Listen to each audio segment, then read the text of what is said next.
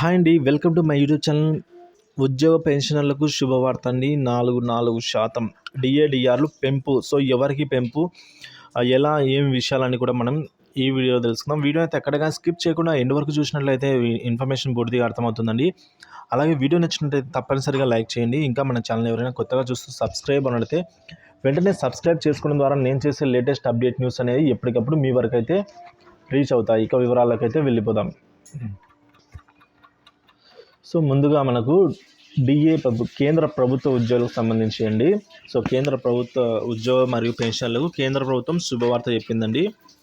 DRS allowance అలాగే DRS relief ఈ రెండు 4% పెరుగుదలను ప్రకటించేసింది. ప్రధాని నరేంద్ర మోడీ నేతృత్వంలో నిన్న జరిగిన సమావేశంలో మంత్రివర్గ నిర్ణయాలను కేంద్ర మంత్రి పీయూష్ గోయల్ గారు మీడియాకు తెలిపారు. ఈ విధంగా సో 7వ వేతన సంఘ సిఫార్సు మేరకు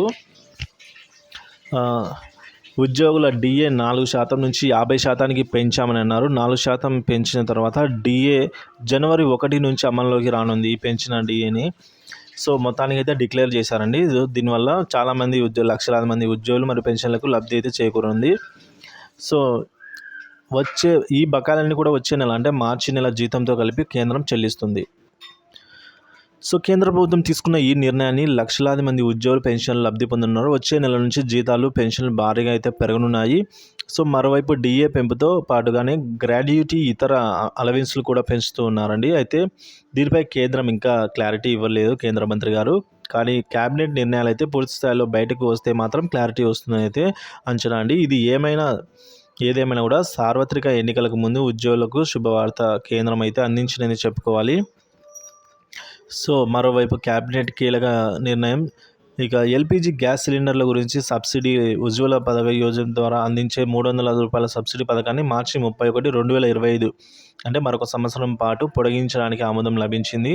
ఇది కేంద్రంపై భారం పడుతుందని కేంద్ర మంత్రి పీయూష్ గోయల్ అన్నారు. మరో 12,000 కోట్లు అదనంగా మరోవైపు 2024-25 సీజన్కు జనప్రాణ కనీస మద్దతు ధరను అయితే పెంచుతున్నట్టు క్వింటాల్కు 285 పెంచుతున్నట్టు రూపాయలుగా తెలిపారండి. సో దీంతో క్వింటాల్ జూట్ ధర వచ్చేసి 5,335కు చేరింది. సో ఏదేమైనప్పటికీ కూడా కేంద్ర ప్రభుత్వ ఉద్యోగులకు సంబంధించి డిఏ పెంపు అలాగే వారికి మార్చి నెల జీతాలతో పాటుగా జనవరి, ఫిబ్రవరి, మార్చికి సంబంధించిన ఏదైతే 4% డిఏ లేదా డిఆర్ ఉందో ఉద్యోగులకు డిఏ, పెన్షన్లకు డిఆర్ అయితే అదనంగా ఈ 3 నెలలకు సంబంధించి కూడా మార్చితో అయితే అందుకోబోతున్నారు. ఇది ఒక వారికి శుభవార్త అనేది చెప్పుకోవచ్చు. సో పెన్షన్కు సంబంధించిన ఎటువంటి తాజా సమాచారం ఉన్నా సరే మన పీడిఎఫ్ రాజు యూట్యూబ్ ఛానల్ అప్డేట్ చేస్తూనే ఉంటాను. కాబట్టి తప్పనిసరిగా మీరైతే మన ఛానల్ సబ్స్క్రైబ్ చేసుకొని ఫాలో అవ్వాల్సిందిగా ఆశిస్తున్నాను. Thanks for watching this video.